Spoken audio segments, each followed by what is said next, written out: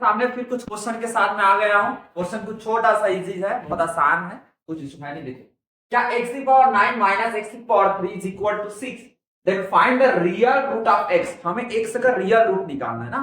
अब देखते हैं इसमें क्या कितने रूट निकल के आ रहे हैं, क्या क्या चीजें सॉरी रियल रूट निकालना। फर्स्ट फॉर तो याद रखिए ना, क्या निकालना, हमें रियल रूट के बारे में बात करनी है। क्या हमें x power 3 into 3 minus x power 3 is equal to 6 में लिख सकता हूँ, क्योंकि हम पढ़ क्या है कि a का पावर अगर m हो और पूरे का पावर n हो तो ये का होता है a का पावर m इंटू n हो जाता है। तो 3 3 कितना हो जाएगा 9। तो x की पावर 9 तो मैं तो ऐसा बिल्कुल लिख सकता हूँ पहले। अब क्या करता हूं मैं, x का पावर 3 को मान ले कोई वैल्यू, मैंने मान ली, मानो y मान ली। कितना मान ले मैंने, y मान ले। x की पावर 3 को मैंने y मान लिया, तो इन द सेंस हमारा ये इक्वेशन जो होगा वो किसमें कन्वर्ट हो जाएगा, ये y का cube minus y minus 6 is equal to 0। अब इसका कोई फैक्टर निकालना। फैक्टर क्या हो सकता है, फैक्टर मतलब ऐसा वैल्यू जिसको रखने पर ही सेटिस्फाई हो जाए। अगर आप यहाँ पे y इज इक्वल टू 2 रखते हो, इन द सेंस ये जो क्वेश्चन होगा, ये जो क्वेश्चन होगा वो किसमें कन्वर्ट हो जाएगा, y का पावर 3। तो 2 का पावर 3 करने पर कितना आ जाएगा, 8 आ जाएगा। और -2 और -6 इज इक्वल टू 0। तो अल्टीमेटली हमारा कितना 0 इज इक्वल टू 0। इतना तो समझ आ गया यहाँ से देखकर कि y-2 जो है वो इस इक्वेशन का क्या निकल के आएगा, फैक्टर निकल के आएगा। क्या y-2 जो है वो इस इक्वेशन का फैक्टर निकल के आएगा। अब देखिए, अब क्या करते हैं, y माइनस, तो अब क्या है पीछे, y-2 से उस इक्वेशन जो है y का पावर जो 3 है माइनस y-6 को डिवाइड कीजिए।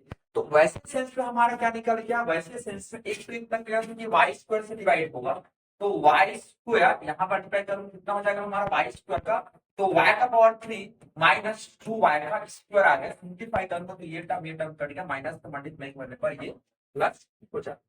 तो फिर हमारा क्या होगा, 2y का स्क्वायर माइनस y माइनस 6। फिर क्या होगा, देखो यहाँ पे अगर यहाँ पे मैं 2y ले लूं, अगर 2y का मल्टीप्लाई इसके साथ करता हूँ कितना हो जाएगा, 2y का हमारा स्क्वायर हो जाएगा। फिर 2 जो हमारा कितना हो जाएगा 4y हो जाएगा।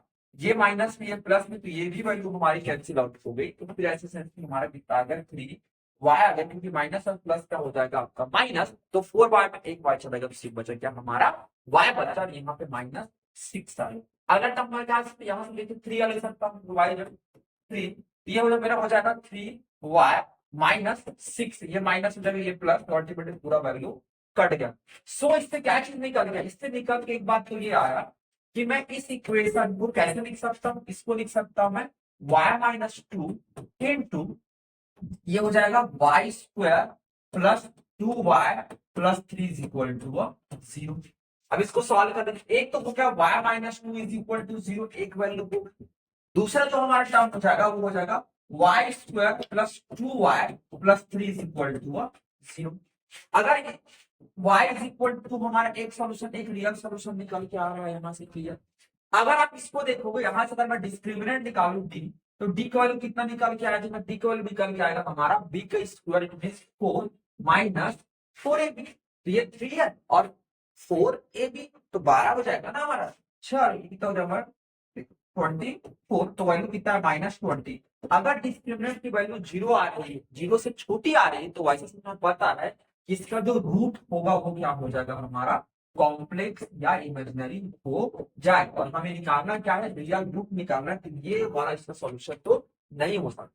y को क्या मान के चलो, y को हमारा x है क्यूब इज इक्वल टू 2, तो x से जो तो हमारा सारा सॉल्यूशन हो जाएगा 2 to power 1/3, और यही हमारा क्या हो जाएगा, रिजल्टेंट आंसर हो जाएगा 2 to power 1/3। यही हमारा रिजल्टेंट क्या हो जाएगा, आंसर। उम्मीद होगा समझ गए होंगे।